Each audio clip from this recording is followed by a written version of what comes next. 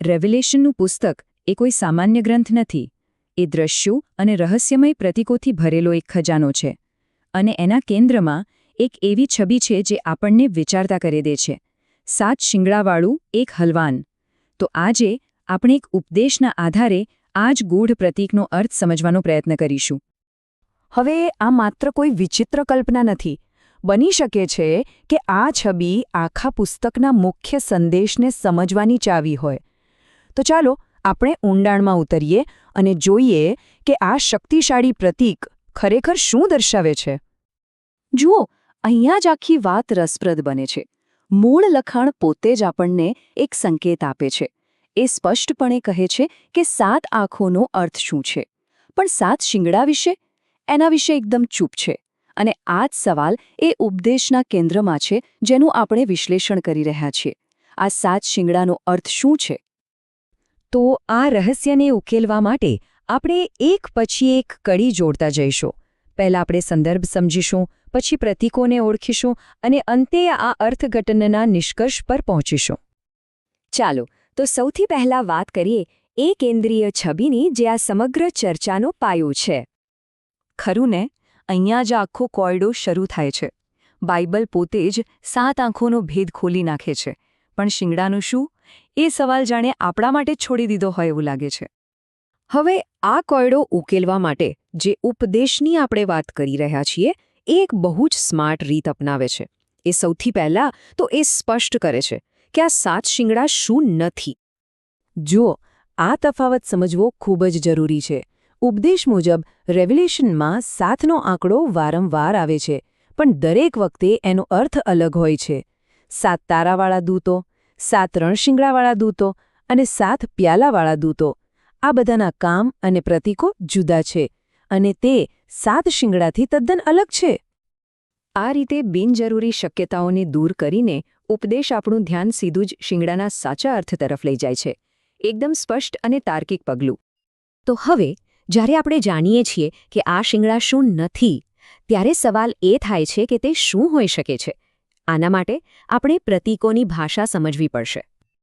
અને અહીંયા આપણને એ ચાવી મળે છે જે આખું તાળું ખોલી નાખે છે. ઉપદેશ દલીલ કરે છે કે રેવલેશન અને બાઇબલના અન્ય ભાગોમાં શિંગડું માત્ર એક શારીરિક અંગ નથી, પણ તે સતત રાજાશાહી, સત્તા અને શક્તિનું પ્રતીક રહ્યું છે. અને આ કોઈ હવામાં કરેલી વાત નથી. એનો પુરાવો પણ ખુદ રેવલેશનમાંથી જ મળે છે. જેમ કે આ કલમમાં જ્યાં શ્વાપદના 10 શિંગડાને સ્પષ્ટપણે 10 રાજાઓ તરીકે ઓળખવામાં આવ્યા છે. આનાથી વધુ સ્પષ્ટ શું હોઈ શકે? બસ હવે આખી વાત સ્પષ્ટ થવા માંડી, બરાબર ને?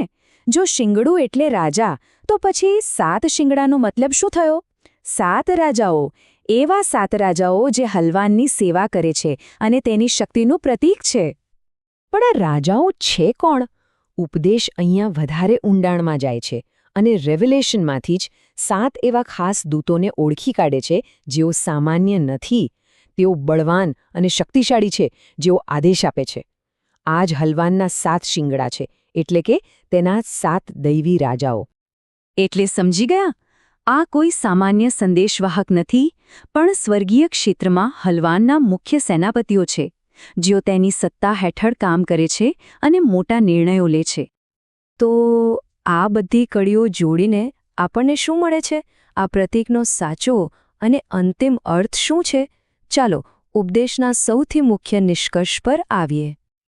આમની શક્તિના સ્તરને સમજવા માટે જરા પૃથ્વીના રાજાઓ સાથે એમની સરખામણી કરીએ. ક્યાં પૃથ્વીના રાજાઓ જેમની સત્તા સીમિત હોય છે, અને ક્યાં આ દૈવી શાસકો જેમની સત્તા પ્રકૃતિ, વિપત્તિઓ અને આખા આધ્યાત્મિક જગત પર છે. અને આખરે આ બધું એક જ સત્ય તરફ ઇશારો કરે છે. વિચારો, જો હલવાનની સેવામાં આવા 7 મહાન રાજાઓ હોય તો તે પોતે કેટલો મહાન હશે. એટલે જ એને રાજાઓના રાજા અને પ્રભુઓના પ્રભુ કહેવાયો છે. એ 7 શિંગડા એની એ જ સર્વોચ્ચ સત્તાનો જીવંત પુરાવો છે. તો સારાંશમાં આ અર્થઘટન 7 શિંગડાને માત્ર એક વિચિત્ર શારીરિક દેખાવ તરીકે નહીં, પરંતુ ઈસુની અપાર શાહી સત્તાના એક ઊંડા અને શક્તિશાળી પ્રતીક તરીકે રજૂ કરે છે. એક એવી સત્તા જે તેના 7 મહાન સ્વર્ગીય સેનાપતિઓ દ્વારા પ્રગટ થાય છે. આ આપણને વિચારતા કરી દે છે નહીં કે પ્રાચીન ગ્રંથોમાં રહેલા આવા પ્રતીકો શું માત્ર શણગાર છે કે પછી તે સત્તા, હેતુ અને વાસ્તવિકતાની એક ગુપ્ત ભાષા છે જે આજે પણ આપણને કંઈક કહેવા માંગે છે અને જેને ઉકેલવાની જરૂર છે?